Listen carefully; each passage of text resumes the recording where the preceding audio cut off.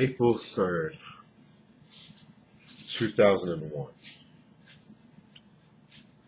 Sad day in hip hop. Nobody died. Nothing really popped off.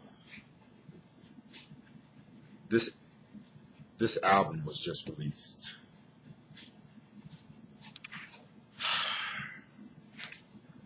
Run DMC's Crown Royal, released in 2001 on Arista Records. Yes, Arista. Okay.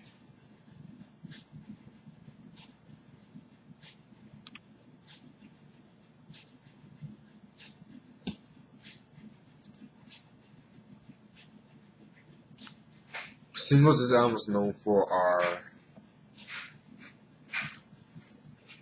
The Beginning, No Further Delay, Simmons Incorporated, Crown Royal, Queen's Day, It's Over, Rock Show, and Let's Stay Together. Producers include Run DMC, Jam Master Jay, Randy Allen, LaMarcus Remarkable Jefferson. Remarkable, but he spells that with a Q. He's supposed to think that's cute. That's funny. DJ Lethal, Kid Rock, Dante Ross, John Gamble, John Karma, Stephen Jenkins, Jermaine Dupri.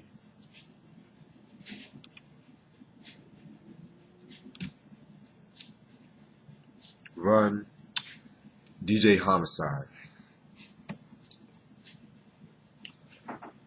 Guest appearances include Jermaine Dupri,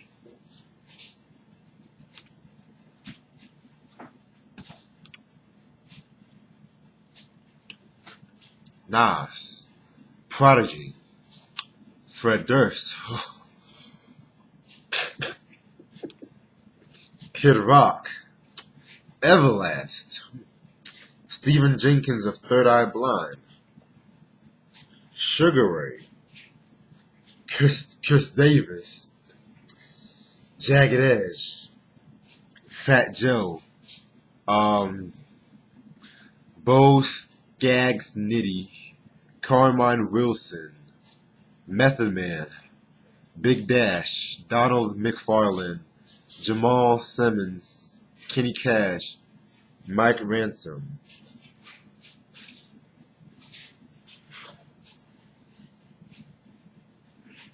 What could go wrong? What could really go wrong? Okay, so after the release of Down with the King, that got them a lot more hype and popularity. Jam Master Jay made his own record label, JMJ Records, where that record label was most famous for having Onyx, J.O. Felony, and a young 50 Cent. So that label was very popular in the early to mid to late 90s and shit. Give me one sec. I'm gonna switch my chair out.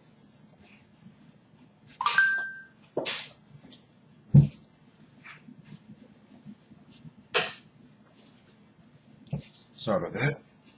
Yeah, so that label, that was very dope ass label. A lot of classic albums came out of that record label, like Back the Fuck Up. Well, Onyx's first 3 albums, to be honest. J.O. Felony's Take a Ride, fucking the Afros, Kick Afrolistics, man, very dope label and shit. And if I'm not mistaken, I think the How to Rob was on that shit too, but I could be wrong. Also, a couple years later, that same year, Run became an ordained minister and shit. And 2 years later, they had appeared on the show, which, if you guys watched one of my collection videos weeks ago, I had the soundtrack and stuff like that, which I'm most definitely going to review the soundtrack pretty soon. Oh, and I definitely got a surprise review I might do on 420, so stay tuned on that. Where was I? Where was I? Okay, so and around that time too, they were kind of over the years they didn't really do that much recording. Jam Master Jay was too busy with his label. Um, basically, Run was too busy with being ordained minister, and D.M.C. aside from doing an appearance on Biggie's Life After Death album, he was focused on raising his family and shit. But at the same time, they still toured. They still toured around the world. They still appeared on like Source, the 1995 Source Awards and shit. Um, but at that same time, they were having like some tension between the group and stuff, you know. And D.M.C, you know, he was going through like a lot of depression, and he almost committed suicide too. So fast forward to like 1998, 99, a couple of singles was released from his album, like The Beginning and Simmons Incorporated and shit, and Queen's Day. So also that same year, by the end of the decade, actually, you had like the whole rap rock reaching a peak where you had people like Kid Rock and Limp Bizkit, you know, doing their thing, and so Run DMC was working a lot with them and shit. And DMC and Run was kind of angry about the direction of the group. Was angry about the direction of the group and DMC wanted to do like a more introspective direction because you know they were getting older and stuff. Whereas Run and to an extent Jam Master Jay, they wanted to stay current and stuff. So DMC, he was kind of recording some solo material on his own. And he wasn't really recording that much for this album, if you really notice, because Run was doing the majority of the recording, and DMC would add a verse or two or a chorus, or they would add some old vocals from him and shit. So that's why you have like a lot of people on this, a lot of people on this album. It kept getting delayed a lot of times, and they were just going at it. And so when it was released, you know what? I'm gonna save that till after I talk about my piece. So, of course, I don't have the album, and 9 times out of 10, I don't think I'll ever get the album and shit. Like, because for one, the album's out of print. Like a lot of the later albums out of print, and I don't think I've ever saw the album in stores too. So, yeah. All right, so that's Crown Royal. Okay. So yeah, 13 tracks. You guys know what I'm about to do. Track number 1, It's Over. That's the Jermaine Dupri produced track. We're already starting on some bullshit. Cause you know, Jermaine Dupri was like one of the hottest producers at that time and stuff like that. Well, in my personal opinion, my favorite era from Jermaine Dupri would be 1993. Well, his 90s shit, his 90s era. When the 2000s came, oh my god. It was just a slow decline and shit. And so the fact that they started with the Jermaine Dupri produced track, and of course I didn't like the track on some real shit, to be real. Track number 2, Queen's Day, featuring Nas and Prodigy. This is one of the earliest tracks that was released. In my opinion, the best song off this album.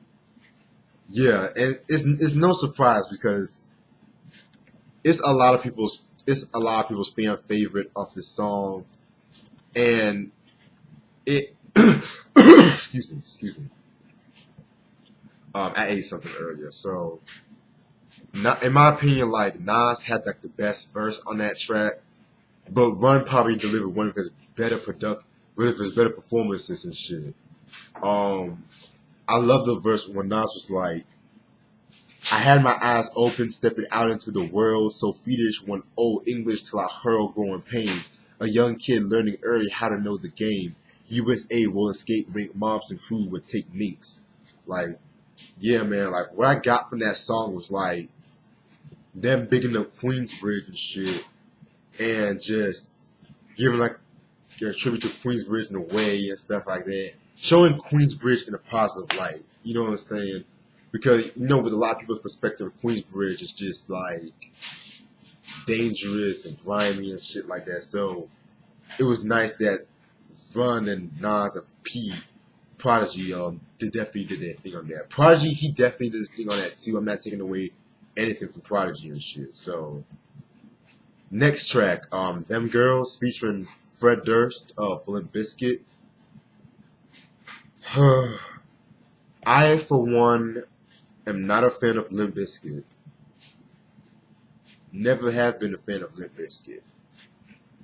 But this song is somewhat of an acquired taste. So, with that being said, it's a catchy song, but it's an acquired taste, and I kind of like how Run definitely interpolated the Mary Mary verse and shit like that. So yeah. Track number 5, The School of Old, featuring Kid Rock. Kid Rock, him himself was very popular at that time. He's an acquired taste for me and shit, but yeah, not a fan of this song though. Yeah.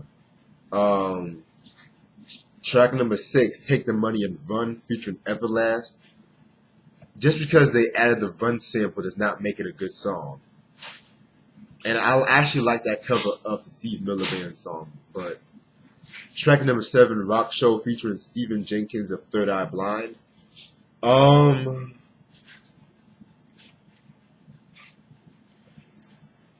It was trying to be reminiscent of Rock Box, but not a fan of it whatsoever. And that kind of added some new metal influences but then all of a sudden they're trying to throw back to the old school by doing that raw bass and DJ Easy Rock, It Takes Two. It was very all over the place. So track number 8, Here We Go, 2001, featuring Sugar Ray. Sugar Ray, you guys should know, they were kind of like a pop, kind of like a pop rock, alternative rock kind of band and shit like that. They had a few decent songs, but yeah, not a fan. Track number 9, featuring Chris Davis. Chris Davis, he stole the show on this song, man. Like, and that's kind of sad to say when the guests steal the show off the song. The beat was pretty solid though. I'm not going to take anything away. Track number 10, Let's Stay Together, Together Forever, featuring Jagged Edge. Another Jermaine Dupri produced track. Because, Jagged Edge were kind of like Jermaine Dupri's artists. Oh my god, damn it.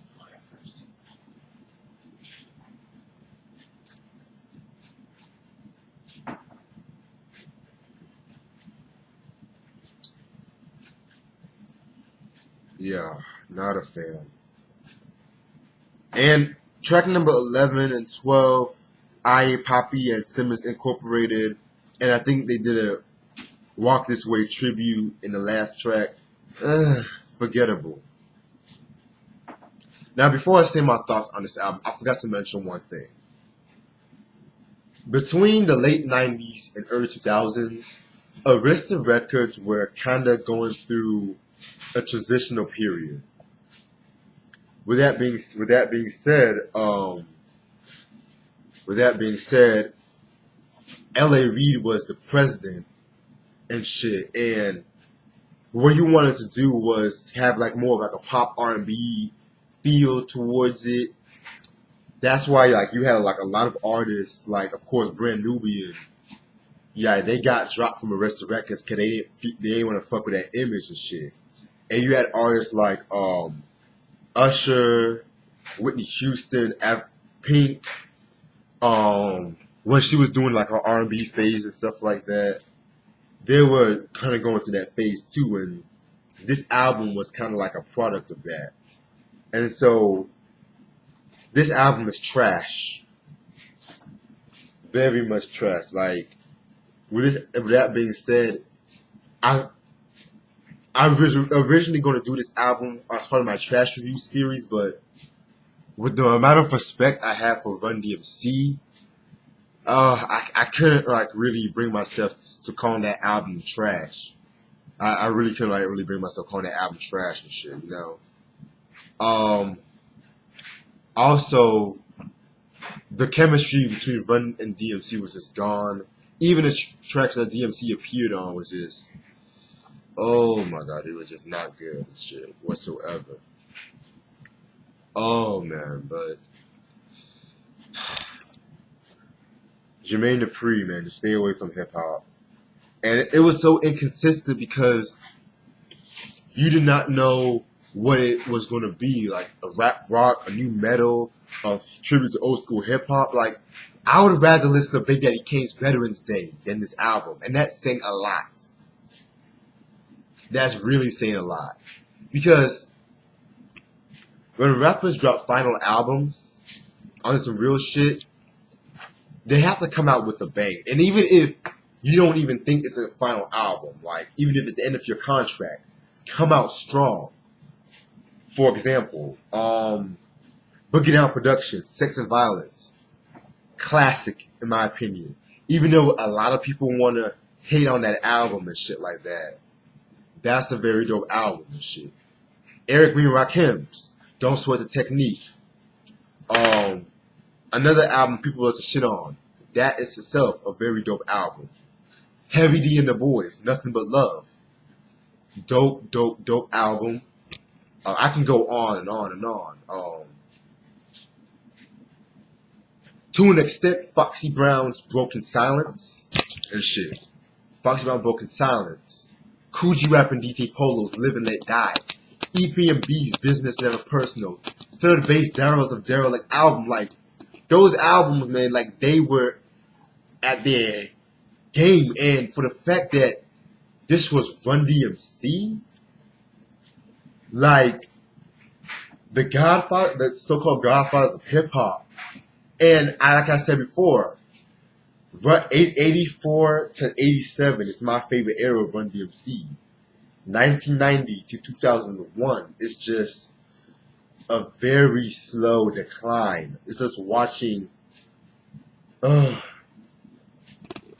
It's just watching them slowly die and shit. But at the same time, I might even sound like a hypocrite from what I'm about to say, but it's like I would rather listen to Back from Hell the same way I would rather listen to Down with the King than this album and shit. Because I can talk my shit with those albums, but this album, oh my god, oh my god, oh my god.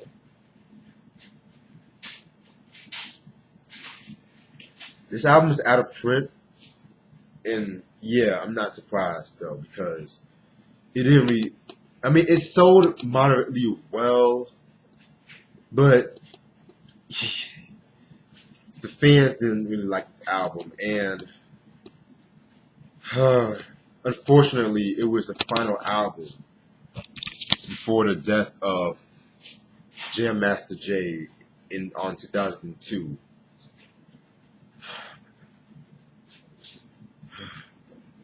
Rest in peace to Jam Master Jay. Very positive figure in hip hop. Very dope DJ, and he's about also a very good producer too. Man, like the shit he was doing for artists like Slick Rick, Onyx and shit. Like, oh my god. But even though as much shit as I said about Run DMC, they are still to this day one of my all-time favorite hip-hop groups, and possibly like the most influential hip-hop group, man. Because, let's be real, you gotta be down with the King, man. So it's like, Run DMC to this day, I can like play any of their albums. Well, almost all the albums still get some enjoyment from it. So I was so glad I got the opportunity to break down each and every one of the albums. And if you guys have not seen, I did a review on Raising Hell way back years ago. So that's why I didn't really do it like recently. So yeah. So and also a couple of a slight announcement. I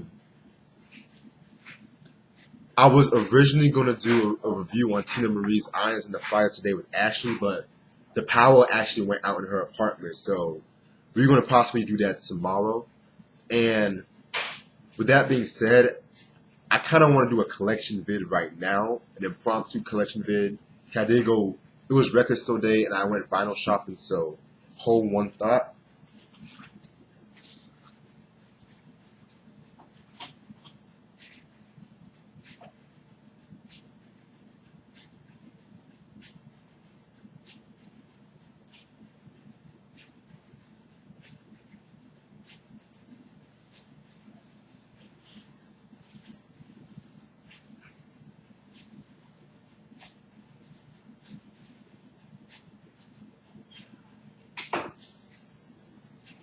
Okay.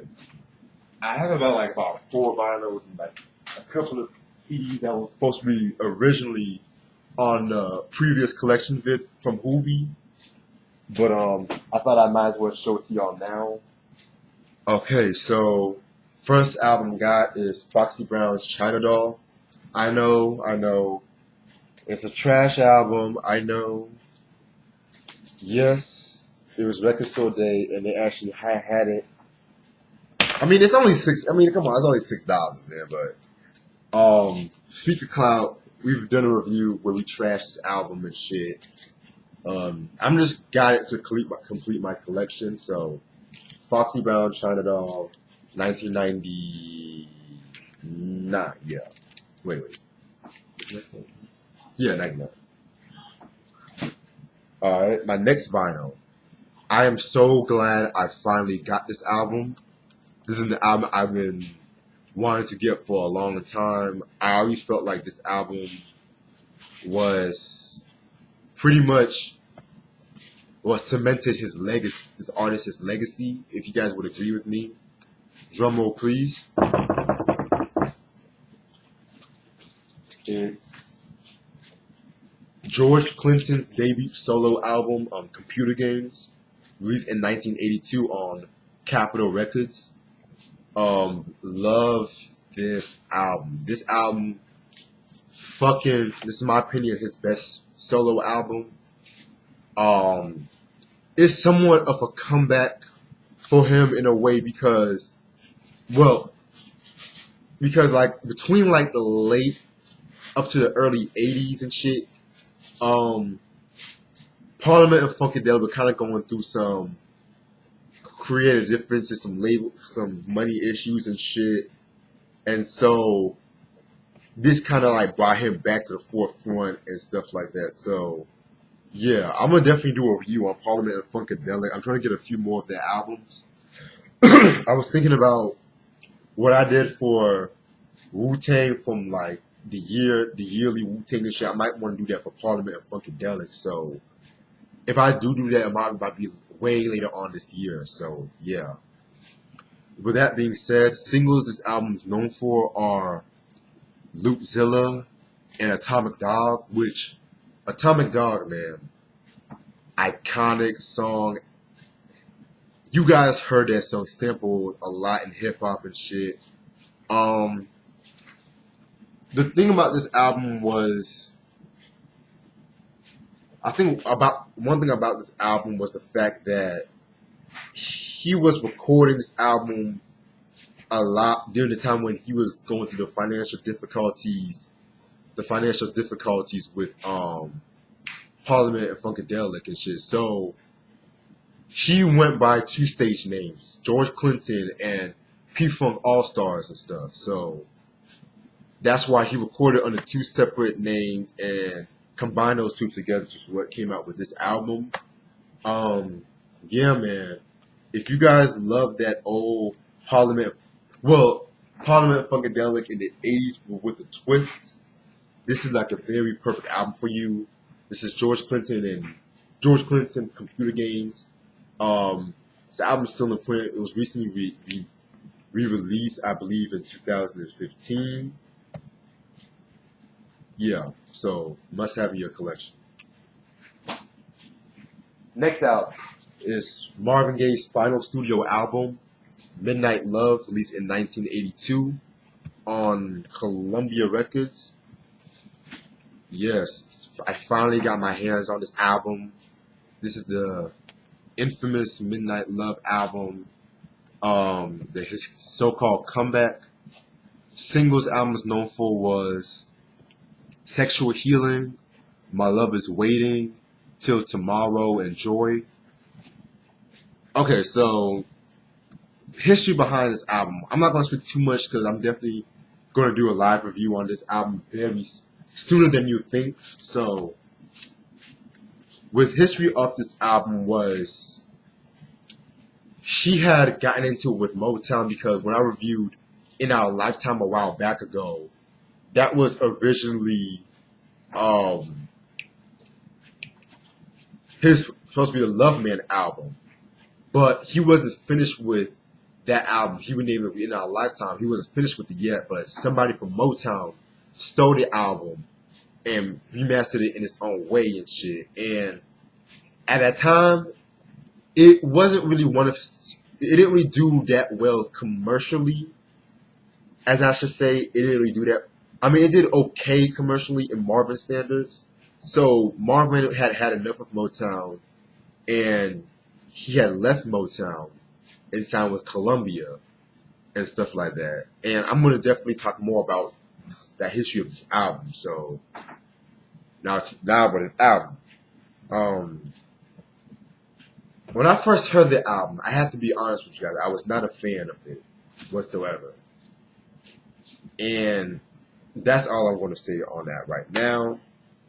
This is Marvin Gaye's Midnight Love, 1982. If anything, I'm possibly going to do the review possibly sometime this week. Wait. You know what? I'm going to do it next week. Because I definitely got a lot of reviews to catch up on this week. So, next album, this is the last vinyl, but I didn't actually pick this vinyl up on Record Store Day. I actually picked it up last Monday. And this is one of my favorite West Coast albums of all time. It's Exhibit's 40 Days and 40 Nights, released in 1998 on what's the name? Loud Records. How can I forget? In my opinion, man, this is my second favorite Exhibit album. It's my second favorite Exhibit album, but it has my favorite Exhibit song on it. That's crazy.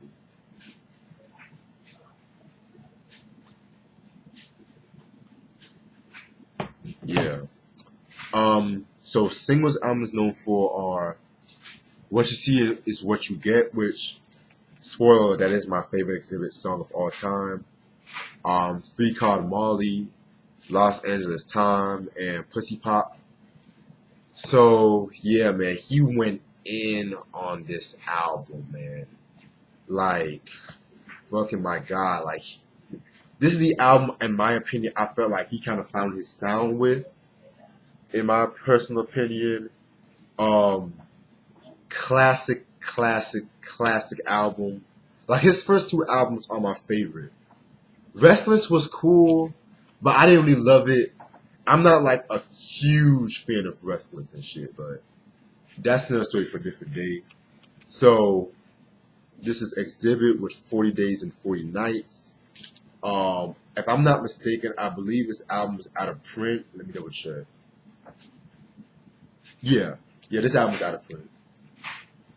So those are all my vinyls. So it's time to get cracking with the CDs and shit. So shout out to my homeboy Hoovy and shit. I got Black Moon. This is the third album, but it's the second studio album, and I'm gonna explain that. It's Warzone, released in 1999 on Duck Down Records. Singles this album was known for was two turntables and a mic, and this is what it sounds like. Okay, so the story with this album was that originally Black Moon, they kind of got into it with the label after the release of Enter the Stage, which is a classic album. If you're a hip hop head and you don't have Enter the Stage, I don't know what to tell you. They got into it with like Nervous Records and stuff. I think over some money issues, and yeah, so they had kind of like broken up at that time, and so they had one album left in their contract, and so they had dropped the Digging in the Vaults album, which is like a remix album of tracks that was either supposed to have been on Enter the Stage or in some remixes, and that's a very dope compilation, but Black Moon did not authorize that shit, so it's technically a bootleg and shit. So, and it's out of print. It used to be very cheap, but now if you guys want to find that album, you guys have to pay like an arm and a penny for it. So with that being said, Boot Camp Kick was getting like a lot of popularity, you know, with the release of Helter Skelter's Nocturnal, original Gun Clapper with The Storm, Smith and Wesson with what's the album? The Shining. So why not just drop it in their own project? So they formed Up Down, of course, and that's when Warzone was released. Now, wow, this is a very dope album, man. A very good album. In my opinion, this is a classic album. In my opinion, a personal classic to me, because a lot of fans, they say that this album, oh, it's nothing like Enter the Stage. Well, no dipshit, motherfucker. Like, Enter the Stage was released 6 years earlier, and they went for like more of like a futuristic sound with this album and stuff. Yeah, man, yeah. Like, some of my favorite songs are like Warzone, Annihilation with MOP and Teflon. Oh, for all y'all with Heather B, Come Get Some with Louisville from OGC. I mean, Boot Camp Clickheads know about this album and shit. And this album was actually re-released in 2005, but it was known as like Warzone Revisited. It was known as Warzone Revisited and shit. So, and then after that, I think it's kind of hard to come out. It went out of print, but you can still find it like in their website and stuff like that. You can still find this album, I believe. So, this is Black Moon with Warzone, 1999. Next album. Oh my God! Again, Hoovy, man. Hoovy blessed me yet again with another album I've been trying to get for the longest.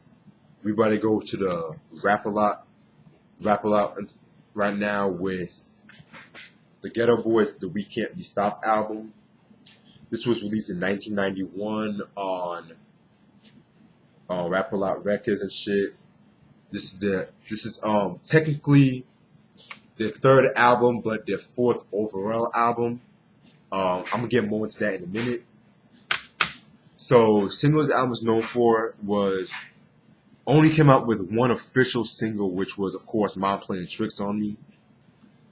Okay, so, man, this is a fucking classic album. Like, this is probably my favorite Ghetto Boys, my second favorite Ghetto Boys album. And, yeah, man. Okay, so the Ghetto Boys, they had released, the first album was Making Trouble in 88, which, if you can call it their first album, a lot of people want to say that's like a demo because it didn't have the official lineup. It was Bushwick Bill, DJ Ready Red, Saya Jukebox, and Johnny C. So after that, Rap a Lot they dropped Jukebox and Johnny C, and they added Scarface and Willie D, and the rest, is hip hop history because they had released Grip It on that other level in '89, which when I first heard it out, I loved the album. I have to re-listen to that album, and that album is very hard to come by these days and stuff like that. So I definitely gotta really talk more about that album when I do get it. Um, next time, next is the 1990 remix album. Oh, everybody, that's Coochie right here in the building. Say hey to everyone. Hey! Oh wait. Hey, you haven't seen y'all in a minute. Yeah, I just reviewed Run DMC's last album, and I'm trying to like catch up on these collection and stuff like that. So, yeah. What's done? Yeah, I just talked about that album and shit like that. Look at that one I'm talking about right now. No bacon. Yeah. No bacon. Yeah, we're both Get Up Boys fans, so. Alright, so fast forward to 1990, they had dropped the remix album, self-titled, on Deaf American and under Warner Brothers. It was all arranged by Rick Rubin. That shit right there, so slept on remix album. But then, while they were... Bless you. Thank you. Bless you. Thank you. Yeah, I really bless you. Thank you. Shit, springtime. Okay. Bless you, son. Never that, but still. But after the release of that, they kind of got into, while they were working on this album, Bushwick Bill, he was going through some depression, and he was fighting with his girlfriend. And so, hey, listen to this, Shamar. He was fighting with his girlfriend, and he got shot in the eye, basically. Didn't he shoot something out? Yeah. And so... What's this movie out here? You said what? What's this movie out here? Oh, I don't even know. And so while they were at the hospital, true story, they filmed this while he was at the hospital and shit. Cause said, fuck it, this gonna get the cover right here. yeah, because like Jay Prince was all like, cause I was watching the Unsung, and basically Willie D was like, oh shit, he was surprised as fuck because they were trying to do that. So this is all graphic footage, basically. Y'all can look at his eye right there. Look at his eye. So yeah, that's very crazy and shit. And then, I'm just trying to back this movie. we fine. And so with that being said, the cover of the album created so much controversy that it was somewhat their breakthrough album, the most successful album. I think it's up there with Resurrection with their most successful album. I could be wrong on that, but yeah. So this album was very graphic. One of the best albums they've done. Period. I'm definitely gonna do a review on this album very, very soon and shit. Like this album right here is a very dope album. I love this album. Also, DJ Ready Red, he actually left the group around this time too, for personal reasons. So, yeah, this is We Can't Be Stopped. Some of my favorite songs of this album, I'm Not a Gentleman, which I believe, I could be wrong, but Willie D was going after Queen Latifah on that song, but I could be wrong on that. Chucky, Trophy, Trophy, that's my shit right there. But yeah, I'm gonna do a review on this album very soon, very, very soon. So yeah, like a lot of recent re-releases, this album kind of caught victim to the whole I'm gonna chop and screw my shit, but I think they remastered this album on vinyl on 2014. So, but I would rather you get the OG because this is actually the OG copy right here. The only copy I would recommend you guys get. Either that or maybe the